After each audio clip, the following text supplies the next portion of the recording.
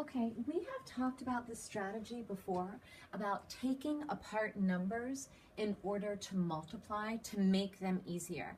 I want to show you this with a problem. Let's go 7 times 6. Now, I have been very honest with you. The very best way to learn 7 times 6 is to flat out memorize that 7 times 6 is 42. If you can't remember that, then I want you to sing the song to yourself. 7, 14, 21, 28, 35, 42. Oh, there we are. If you can't remember your 7s, then do your 6s. 6, 12, 18, 24, 30, 36, 42. Oh, it's still 42. However you do it, the answer is 42. But this is yet another way that you can figure out the product in a multiplication problem. So you've got 7 times 6.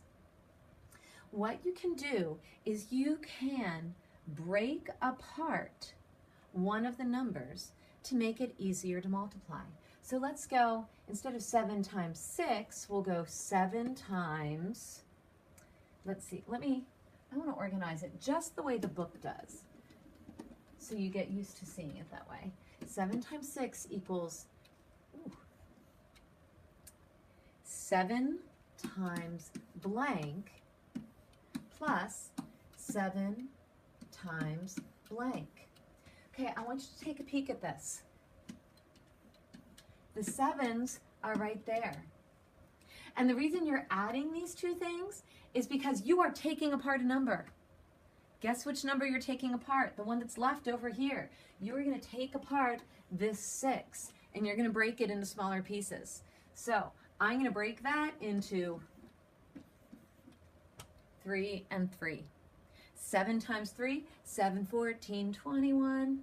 There we go. Well, guess what?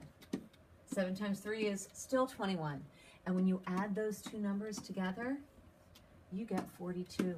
So 7 times 6 is 42.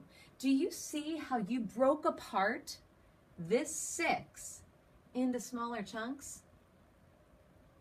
Then added those smaller chunks and brought it back together and made your product.